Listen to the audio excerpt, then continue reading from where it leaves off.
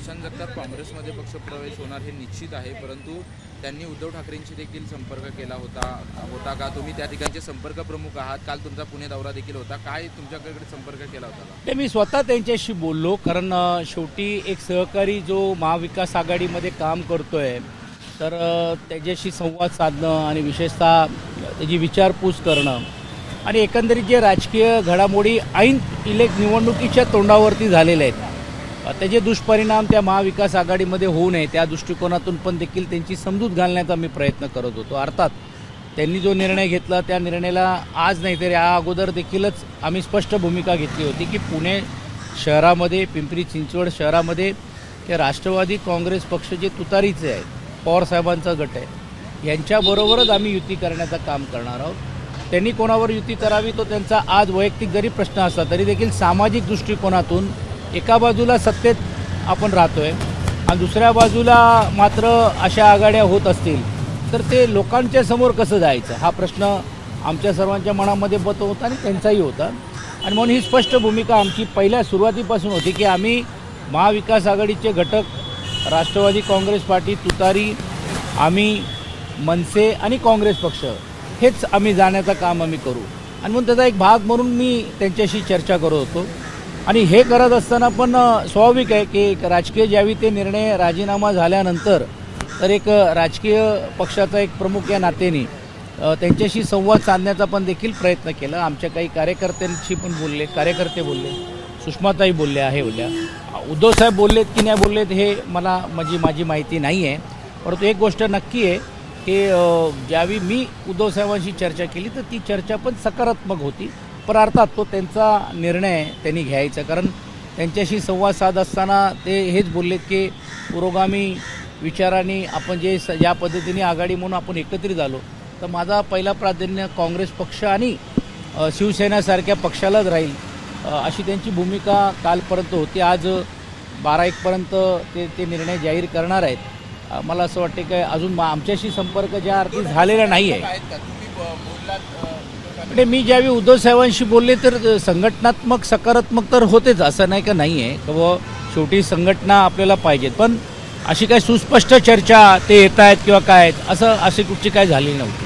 पण त्यांना एकनाथ शिंदेने देखील संपर्क केला होता. हो, ते बोलताना त्यांनी सांगितलं की बाबा एकनाथ शिंदे, नीलमताईंचा पण उल्लेख केलं, भारतीय जनता पार्टीकडनं पण करण्याचं काम केलं गेलं होतं असं ते मला बोलताना बोलत होते. पण त्यांचं म्हणणं होतं की बाबा मी अशा कुठच्याही गोष्टी करणार नाही ज्या विचाराशी सुसंवाद होत नाही आहे आणि म्हणून विचारधारेला पकडून हा मी निर्णय घेणार आहे असं त्यांनी काल सुतवात मला वैयक्तिक मी ज्यावेळी त्यांच्याशी बोललो होतो. काल रात्री पण माझ्याशी 10-12 मिनटं वेगवेगळ्या विषयावरती चर्चा झाली आणि बघूया आता आज दुपारपर्यंत काय ते निर्णय घेत आहेत. पण ते काही जरी निर्णय घेतले तरी देखील ते महाविकास आघाडीचे घटक म्हणूनच आमच्याबरोबर असतील अशी अपेक्षा आम्हाला आहे. दरवाजे उघडे आहेत प्रवेश केला ते स्वाभाविक आहे ना, म्हणजे आज असं चुकीचं म्हणता येणार नाही. आणि आम्ही भूमिका ज्या अर्थी हे दिलेली आहेत की राष्ट्रवादी काँग्रेस पक्ष दोन्ही एकत्र येऊन घड्याळ चिन्हावरती लढणार आहेत असं ज्यावेळी आम्हाला समजला तर आमचं या अगोदर पण देखील स्पष्ट भूमिका होती की अशा युतीमध्ये आम्हाला येता येणार नाही. ही क्लिअर कट पोझिशन ही आम्ही पहिल्यापासून ठेवली होती आणि आता पण ती पोझिशन आमची आहेत.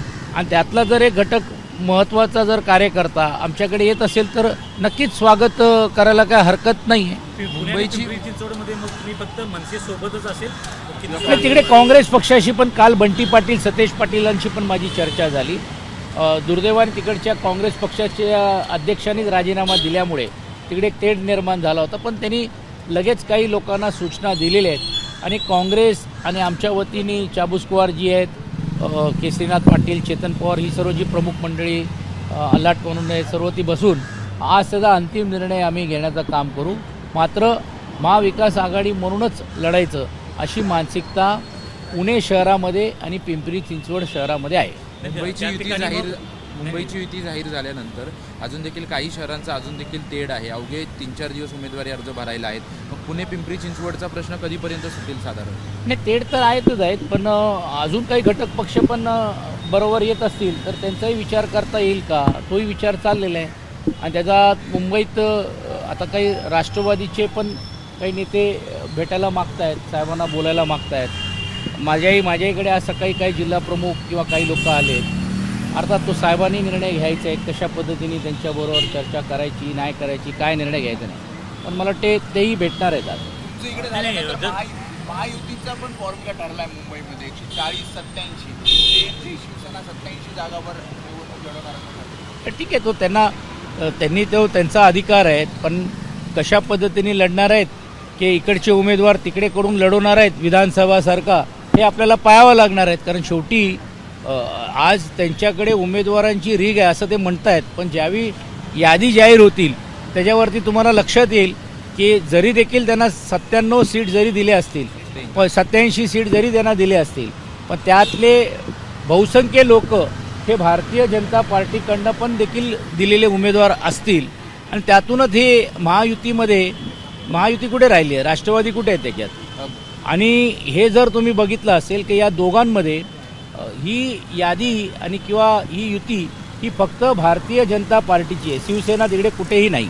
पुण्यात काँग्रेसला जर मनसे सोबत यायचं झालं तर त्यांची काही हे आहे अटी आहे?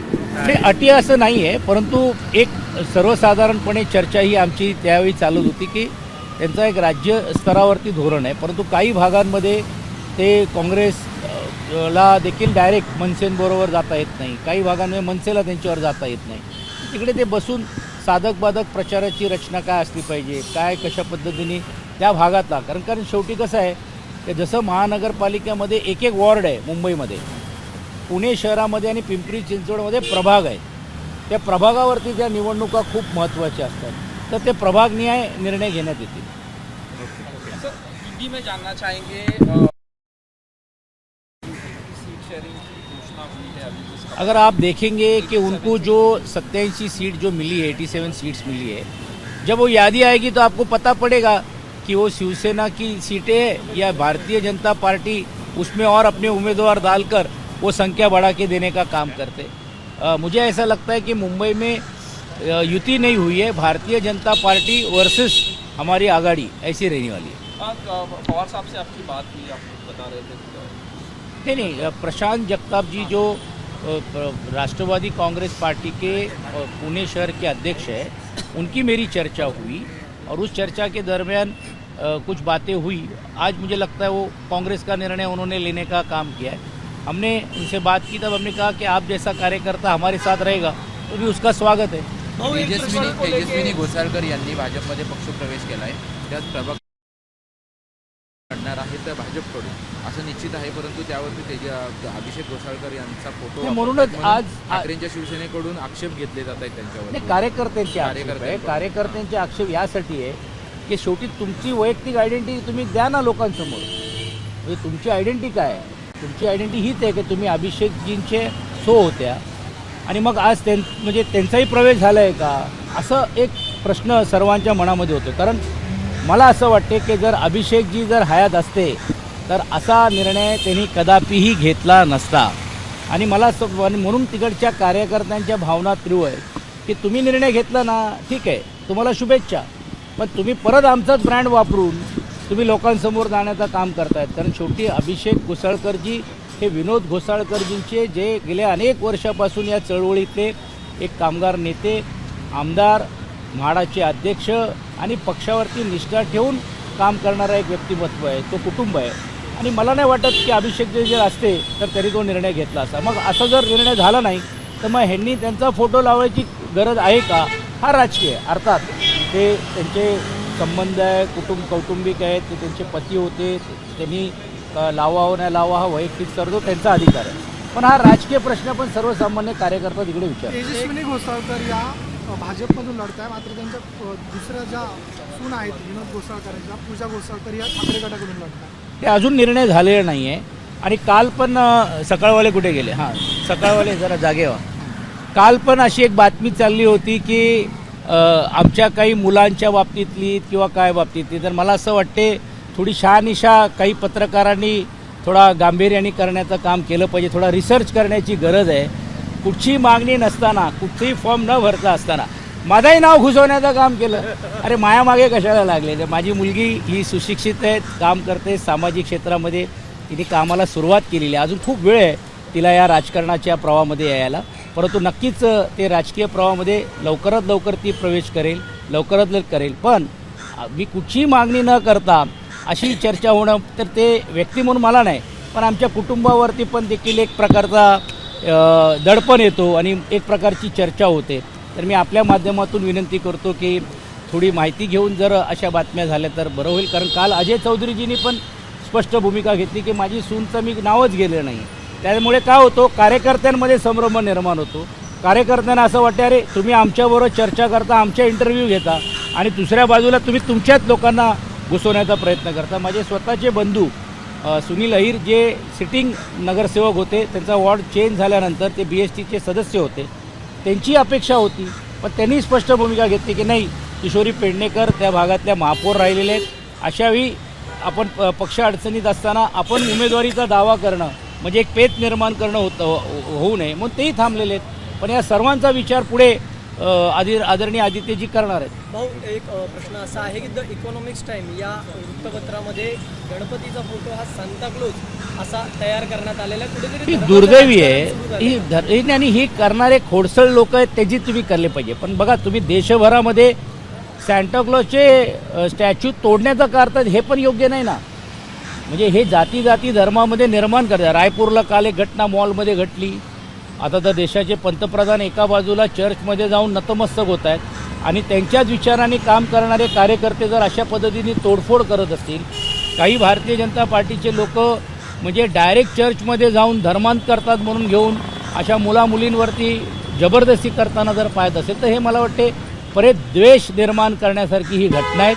ह्याचा आम्ही निषेध करतो आणि म्हणून गणरायाच्या या फोटोच्याबद्दल पण ज्यांनी छेडछाड केलेली आहे, आता हल्ली AI झाल्यामुळे काही कोणी शक्य नाही, पण त्यांनी कोणी केली त्यालाही त्वरित त्याच्यावर तर कारवाई व्हायला पाहिजे अशी आमची मागणी. ज्या नवाब मलिकांना त्यांनी विरोध केला भाजपनं, आता तेच नवाब मलिक राष्ट्रवादी काँग्रेसचे स्टार प्रचारकांच्या यादीमध्ये. बोला, आता आमचे कुरेशी साहेब बोलतील या विषयावरती आणि सांगतील की बाबा काय त्यांचं म्हणणं आहे. कारण काय झालेलं आहे की पोट तिडकीने बोलायचं, मांडीला मांडी लावून सत्तेमध्ये सहभाग व्हायचं आणि नंतर ज्यावेळी निवडणुका आल्या त्यावेळी धर्मांच्या गोष्टी करून घेऊन हा अशा प्रकारे हा तेढ निर्माण करण्याचा हा केवळवाणी प्रयत्न आहे.